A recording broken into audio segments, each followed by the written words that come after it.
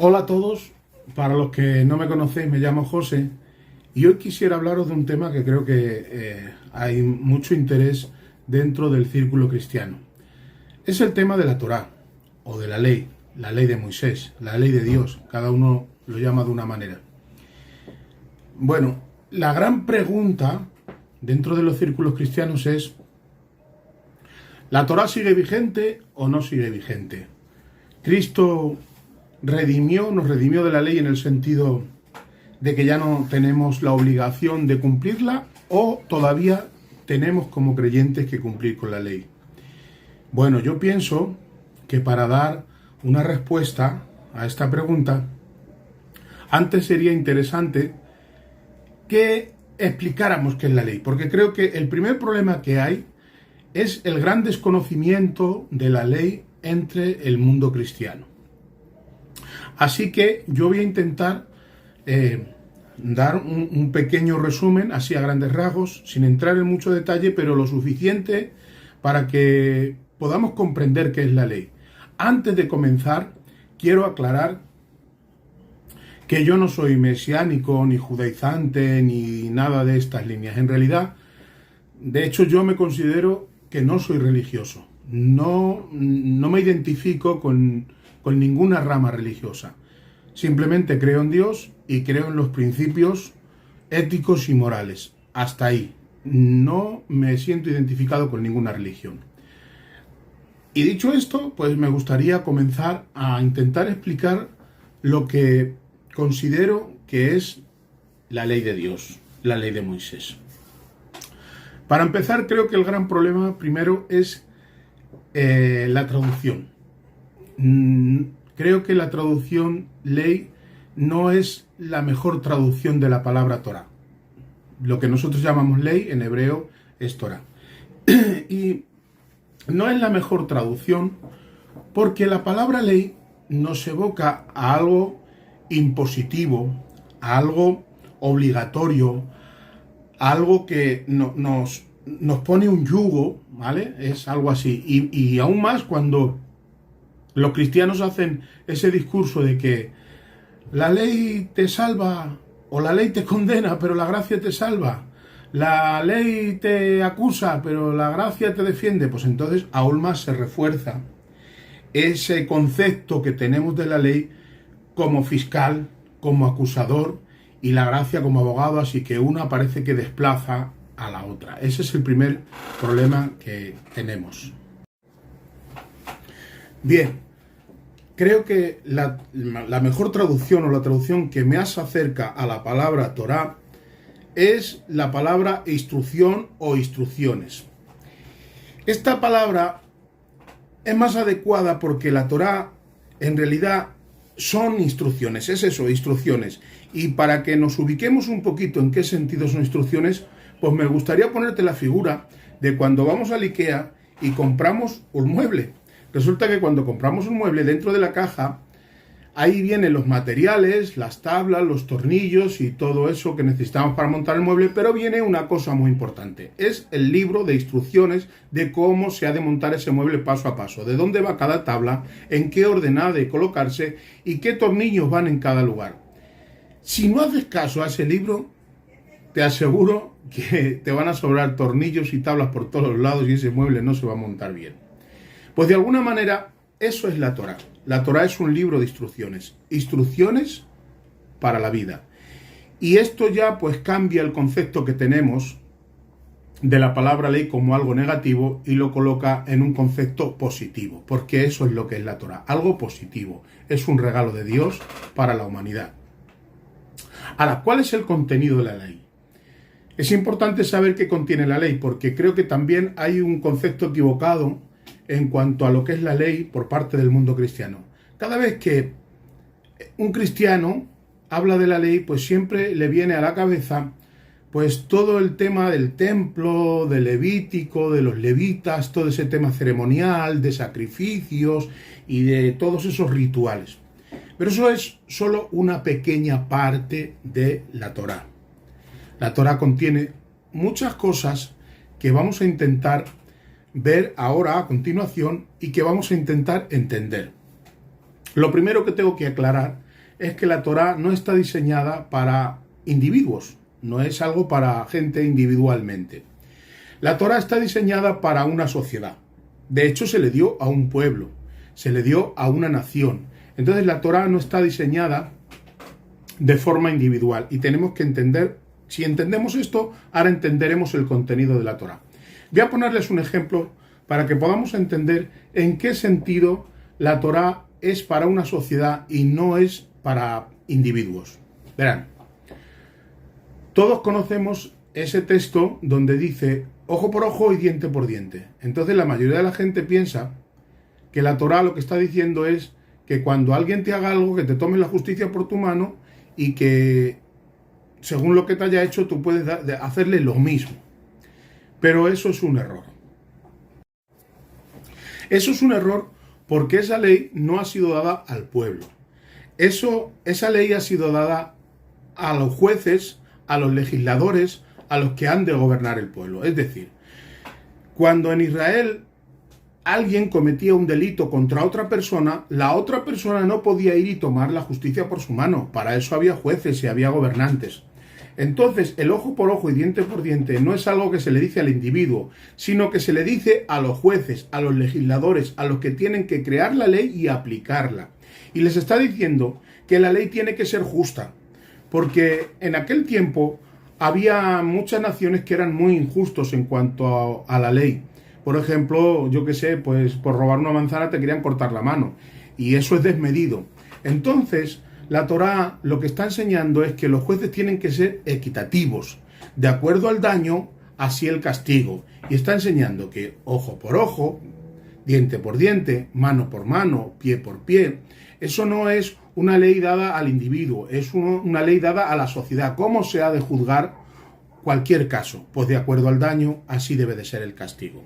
Entendiendo eso, nos damos cuenta que hay leyes civiles dentro de la Torá. Y las leyes civiles, para nosotros hoy día, son impracticables. Porque nosotros no somos jueces, porque nosotros no somos legisladores, porque nosotros no estamos gobernando un país. Entonces esas leyes deberían aplicarse a la gente que está en esos puestos. Si alguien es cristiano o es creyente y es juez o es un legislador o es un gobernante, a la hora de que él intente aplicar justicia, debería regirse por este principio de la Torá. De hecho, todos aquellos que estudian la carrera de Derecho, dentro de sus asignaturas está estudiar la Biblia precisamente por esto, porque la Biblia enseña los principios éticos y moral que se han de aplicar, la justicia que se ha de aplicar cuando hay algún caso que tienen que juzgar. Así que tenemos que entender que hay unas leyes civiles que no son para nosotros, no son individuos, no es que hayan caducado, no es que ya no estén en vigor, es que simplemente son impracticables por el pueblo de a pie, no solamente para nosotros de hoy en día. Para los israelitas de aquella época, si no eras juez, si no eras un gobernante, esto también era impracticable. No podías imponer tú las leyes civiles. Las leyes civiles tenían que imponerlas aquellos que estaban en posición de gobernar o de juzgar. Después tenemos las leyes ceremoniales, que tiene que ver con todo lo que se relaciona con el templo, con el tabernáculo, con los sacerdotes, con los levitas, toda esa liturgia. Bien, no hay sacerdotes, no hay levitas, no hay templo, no hay nada que esté relacionado con esas leyes ceremoniales. Entonces, esas leyes para nosotros hoy en día también son impracticables. No solamente para nosotros, sino para el Israel natural. Los judíos que practican la religión judía tampoco pueden practicar estas leyes, estas normas, estos misbot, estos mandamientos acerca de las leyes ceremoniales, porque no existe ningún templo, no existen levitas, no existe el sacerdocio arónico.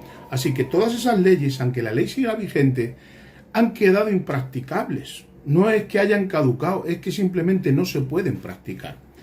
Entonces, tenemos que entender que la Torá tiene algunos aspectos que por diversas razones, entre ellas, por ejemplo, las leyes civiles o las leyes ceremoniales, se han hecho impracticables. No es que ya no estén vigentes, es que simplemente son impracticables. Yo creo que ustedes entienden lo que les estoy intentando decir.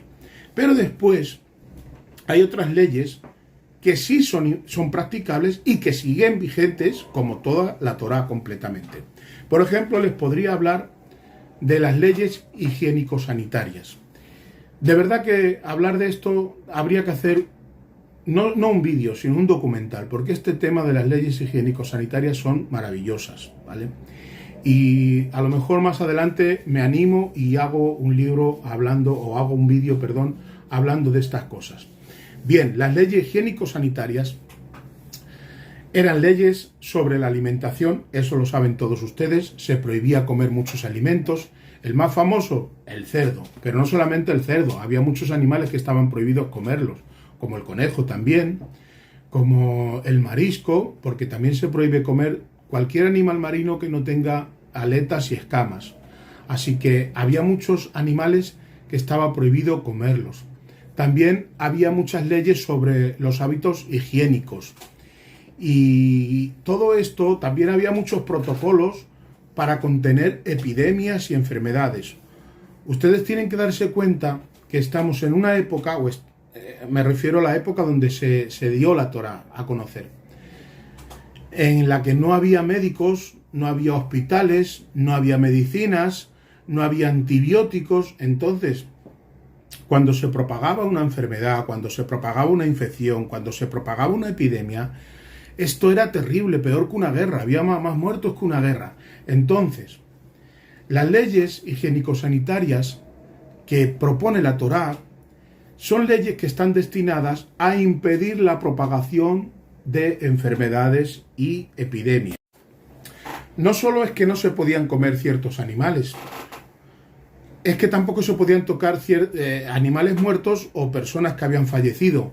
¿Por qué? Pues porque si esos animales o esas personas habían muerto porque alguna enfermedad, alguna infección les había llevado al fallecimiento, pues al tocarlos podían contraer esa enfermedad y propagarla. Así que había unos protocolos para contener enfermedades, epidemias. Quiero decirles que, por ejemplo, el protocolo de la cuarentena, que es el aislar a un enfermo, se llama cuarentena precisamente porque eso lo inventó la Torá. Cuando había una sospecha de poder tener cualquier enfermedad o cualquier infección, se le sacaba del campamento durante 40 días. De ahí viene la palabra cuarentena. El aislamiento se llama cuarentena porque ese es el protocolo que la Torá puso para que no se propagaran enfermedades. En 40 días, la mayoría de las infecciones provocadas por virus o bacterias, digo la mayoría, no todas, pero el 99%, en 40 días una de dos. O el ser humano vence a la bacteria y se cura de la enfermedad y por lo tanto ya no puede contagiar a nadie, o el ser humano fallece y tampoco, pasados unos días de su fallecimiento, no puede contagiar a nadie. Por eso se ponía este protocolo higiénico-sanitario para no propagar enfermedades. ¿Y qué? Pues que eso sigue vigente. ¿Por qué? Porque si no hacemos caso a las leyes sobre higiénico-sanitarias, pues propagamos enfermedades. Los hábitos higiénico-sanitarios siguen vigentes. Nosotros hemos sido testigos, por desgracia, hace poco hemos tenido una pandemia mundial y los médicos nos han dicho o nos han impuesto una serie de protocolos para no propagar esta enfermedad. De hecho, a los que fallecían por COVID ni siquiera se les hacía la autopsia precisamente por miedo a que en esa autopsia se pudiera propagar la enfermedad.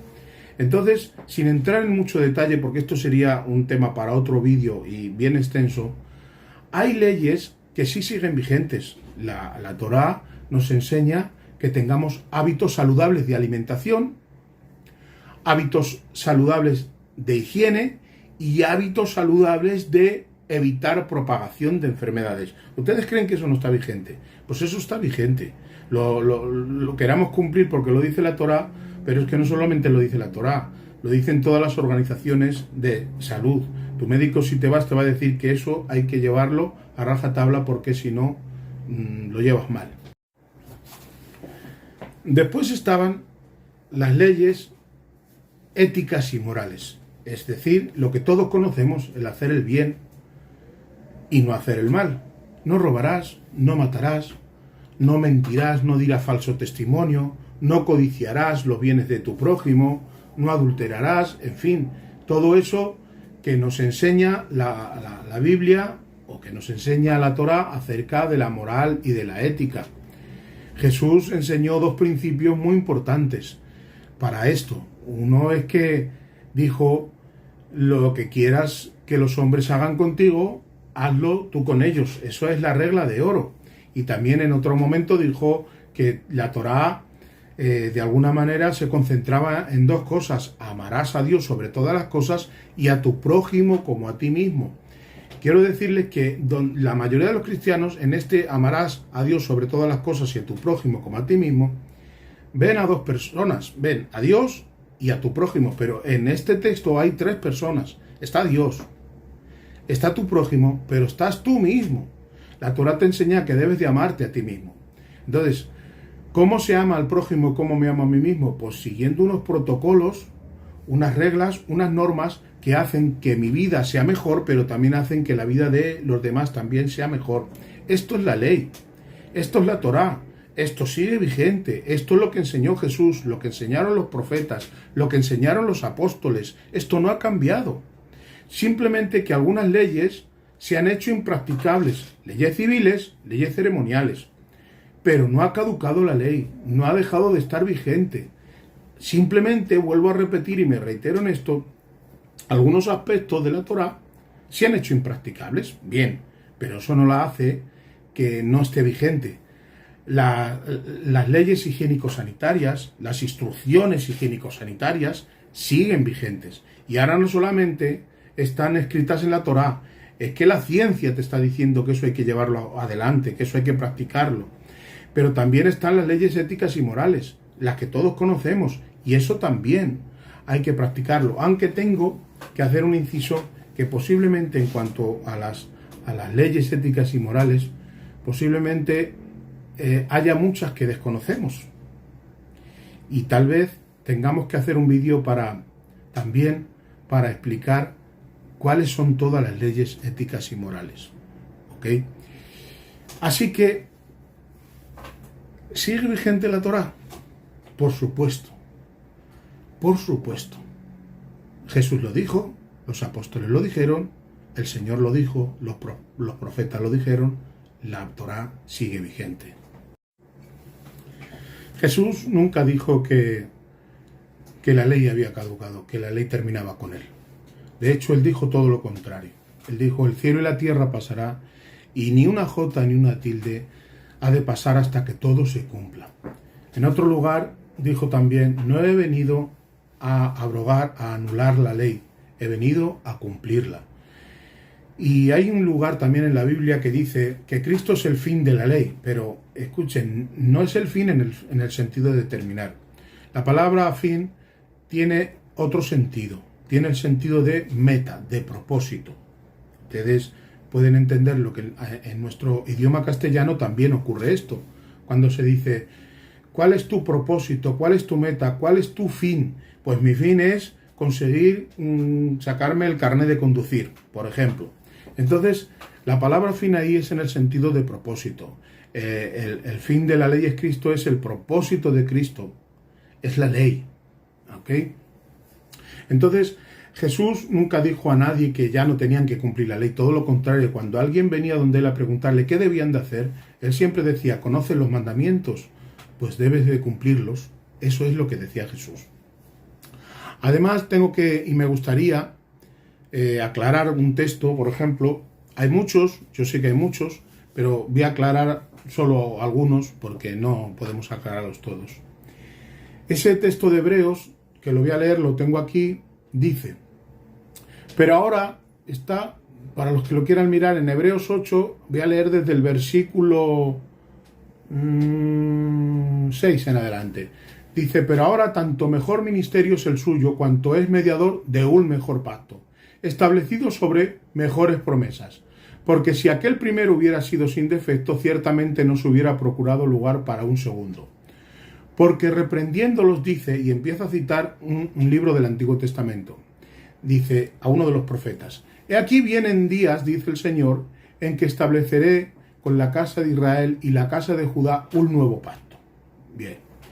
No como el pacto que hice con sus padres el día que los tomé de la mano para sacarlos de la tierra de Egipto, porque ellos no permanecieron en mi pacto y yo me desentendí de ellos, dice el Señor. Por lo cual, este es el pacto que haré con la casa de Israel. Después de aquellos días, dice el Señor, pondré mis leyes en la mente de ellos y sobre su corazón las escribiré y seré ellos por Dios y ellos me serán por pueblo. Es decir, el nuevo pacto no consiste en que ya no hay que cumplir la ley, como muchos piensan. Es que el antiguo pacto ha caducado y ahora el nuevo pacto es que no hay ley. No es así. Ahí dice claramente que el antiguo pacto, lo que dice el Señor es que Él escribió sus leyes en unas tablas, pero ellos no obedecieron y no permanecieron en ese pacto porque no obedecieron. Ahora dice, yo voy a hacer un nuevo pacto con ellos. ¿Y el nuevo pacto qué es? ¿Que hago desaparecer la ley? ¿Que ya no queda vigente la ley? No.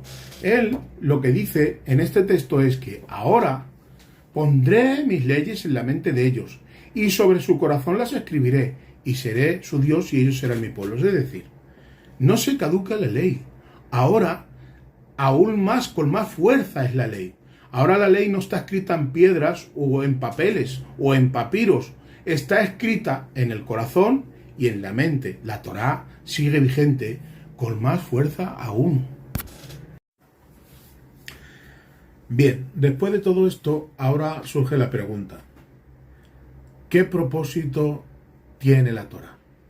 Bueno, si preguntásemos a un cristiano hoy en día, creo que la respuesta más común es que la Torá o la ley de Dios fue diseñada para hacernos ver pecaminosos, es decir, para que al no poder cumplirla, porque según esta interpretación la ley es imposible de cumplir, pues yo me encuentro que soy un pecador y que no puedo cumplir la ley y de esa manera llego a Cristo.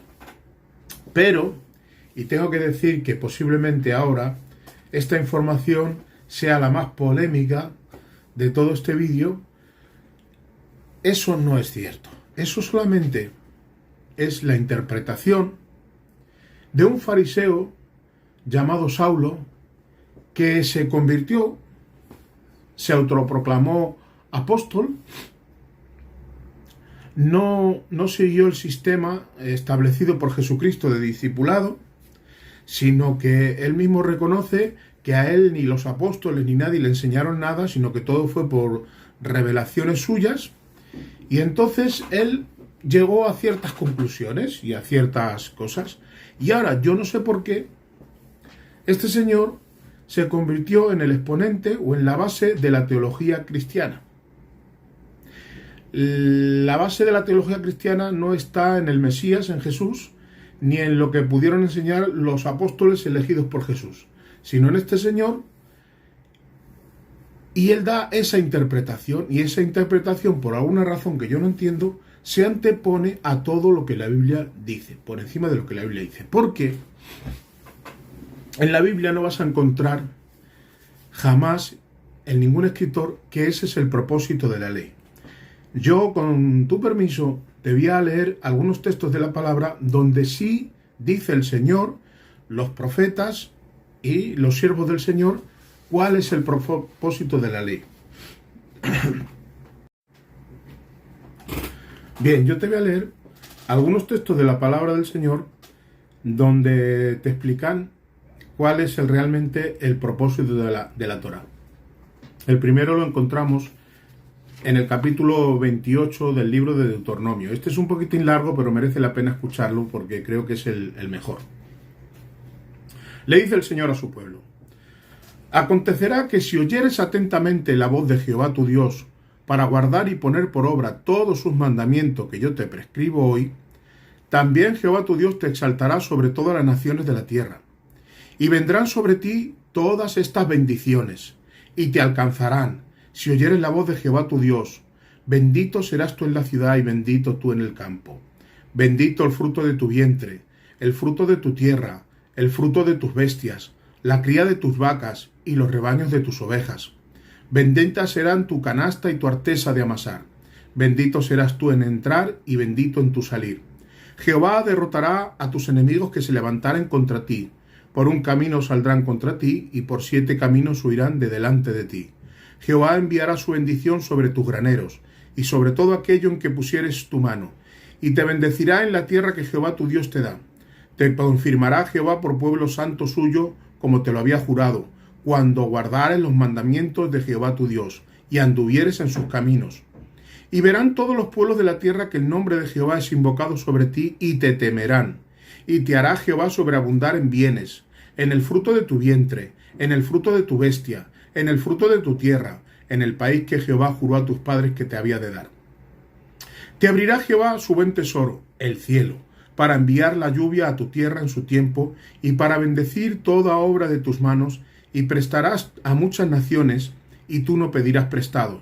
Te pondrá Jehová por cabeza y no por cola. Y tú estarás arriba solamente, y no estarás abajo, si obedecieres los mandamientos de Jehová tu Dios que yo te ordeno hoy, para que los guardes y los cumplas, y si no te apartares de todas las palabras que yo te mando hoy, ni a diestra ni a siniestra, para ir tras dioses ajenos y servirles. En el capítulo 12, versículo 28 de ese mismo libro también le dice el Señor a su pueblo que guarde los mandamientos del Señor, y le dice para que te vaya bien a ti y a tus hijos. También vamos a leer el Salmo 1. Bienaventurado el varón que no anduvo en consejo de malos, ni estuvo en camino de pecadores, ni en silla de escarnecedores se ha sentado, sino que en la ley de Jehová está su delicia, y en su ley medita de día y de noche. Será como árbol plantado junto a corrientes de aguas, que da su fruto a su tiempo y su hoja no cae, y todo lo que hace prosperará. Vamos a leer otro texto, predicado muchas veces. Josué 1:7. Solamente esfuérzate y sé muy valiente para cuidar de hacer conforme a toda la ley que mi siervo Moisés te mandó. No te apartes de ella ni a diestra ni a siniestra, para que seas prosperado en todas las cosas que emprendas. Nunca se apartará de tu boca este libro de la ley, sino que de día y de noche meditarás en él, para que guardes y hagas conforme a todo lo que en él está escrito, porque entonces harás prosperar tu camino y todo te saldrá bien. También el profeta Isaías, en el capítulo 48, versículo 17, le dice esto al pueblo. Así ha dicho Jehová, Redentor tuyo, el Santo de Israel. Yo soy Jehová tu Dios, que te enseña provechosamente, que te encamina por el camino que debes seguir. Oh, si hubieras atendido a mis mandamientos, fuera entonces tu paz como un río y tu justicia como las ondas del mar. No sé si se han dado cuenta, pero en todos estos textos que hemos leído hay un denominador común. El denominador común es que la ley, el guardar los mandamientos, el guardar la Torá, está asociada a bendición y a prosperidad. El Señor se lo dijo al pueblo. Guarda mis mandamientos para que te vaya bien a ti y a tus hijos. Ese es el propósito de la ley. Ustedes pueden creer a quien quieran, pero yo, entre creer a Dios y creer la interpretación de un hombre, prefiero creerle a Dios. Y Dios dijo que la ley tiene como propósito que te vaya bien a ti y a tus hijos. Y a Josué se lo volvió a recalcar. Guarda la ley porque entonces harás prosperar tu camino y todo te saldrá bien. Y en los Salmos vuelve a volver a decir lo mismo, que el hombre que medita en la ley de Jehová de día y de noche es como un árbol plantado junto a corrientes de aguas, que da su fruto a su tiempo, su hoja no cae y todo lo que hace prosperará. Así que la Torá es un pacto de bendición. No encontrarás eso que dice Saulo o Pablo, como le queráis llamar, de que es para verme pecaminoso. Eso no lo vas a encontrar en ninguna parte de la Biblia. Eso es una interpretación suya, de este hombre. Lo que vas a encontrar en la Biblia es que la bendición y la prosperidad es lo que está asociada a guardar los mandamientos del Señor, a guardar la Torá. Ese es el auténtico propósito de la ley.